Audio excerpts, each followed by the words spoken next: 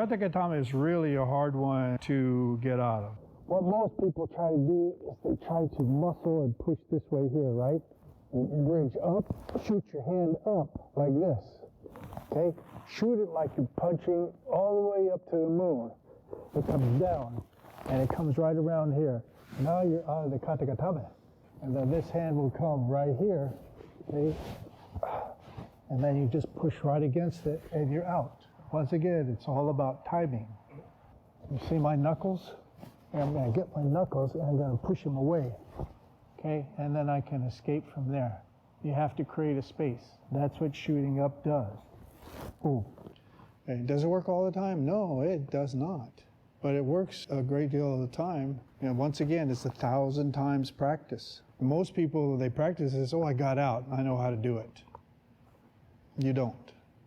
You got lucky one time. We used to have to practice this hundreds and hundreds of times on different kinds of people. And that stuff really hurts. On Kata-Gatame, I'm not grabbing the judo gi, right? I'm grabbing like this. It's effective to a certain point. And then my fingers are not stronger than his whole body. So he's going to up, push that up. See what happens when he does that? I've got a pretty good grip. When he shoots his arm up, see what happens? Look, this goes like this. There's a space now. So I'm barely hanging on by my fingertips. Okay, now when he turns, you see how it slides out? I can no longer hold it.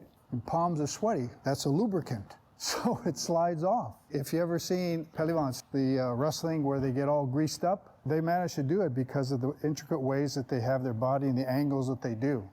It's very interesting. BJJ, judo, aikido, there's nothing new. It's all been passed around in centuries and centuries and centuries and centuries. Don't try and crank their neck so it hurts. Just try and push against them and then put your hand way under your butt like this, okay? And put the palm of your hand down and then bring your feet over and try and roll over, okay?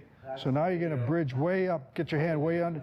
Okay, now go. Now keep pulling, keep pulling. See? And that works against this hold here. Once again, it spreads it apart.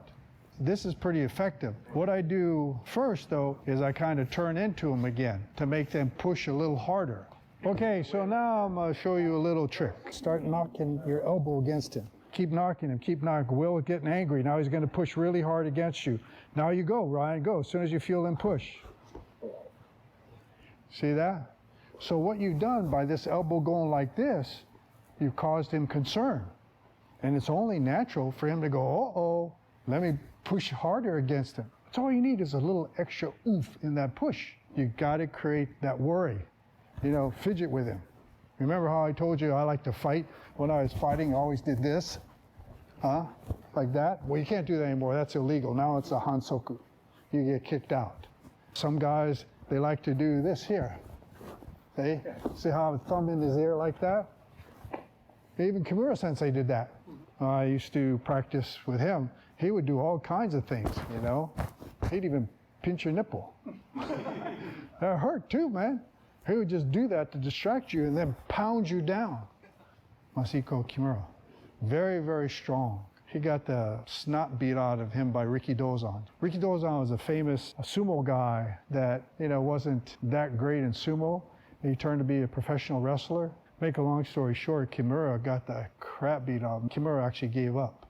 They say that Kimura was the toughest there was. Rikidozan was. Although I prefer nage-waza to ne-waza, I still had to do lots and lots of ne-waza. I tried to avoid ne-waza, to throw them as quickly as I could, because at the Tsukinami Shiai, the monthly tournament at the Kodokan, the winner stays up. And if you go down on the mat to do ne-waza, you're going to lose your gas real fast. So many fights end up on the ground. That doesn't mean you have to stay on the ground. You do anything you can. You bite them, you grab them wherever you can. You stick your thumb in their eye, but you never stay on the ground. And here's a good example of this. We had a policeman from the Indian reservation, really nice guy. He was a yodan in judo. He rolled up on this altercation on the res. And just as they were walking up there, he sees this guy jump guard. You know what that is? You jump up and you put your legs around him, right? And you drag him down. Well, just as he was going down, the guy pulls a knife out from his back pocket and starts stabbing this guy that jumped guard on him. To make matters worse, there's a guy over there and a guy over there, one with a broken bottle, another one with a pipe or something. So Jay goes to the hospital because he's got to do his report, and he says, let me ask you a question. He says, why did you jump guard? He said, because I'm a professional jiu-jitsu fighter, and that's the way we train. He said, you might want to try something else because you almost got killed. You got stabbed 7 times according to the medical report.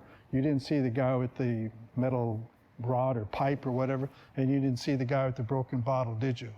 No.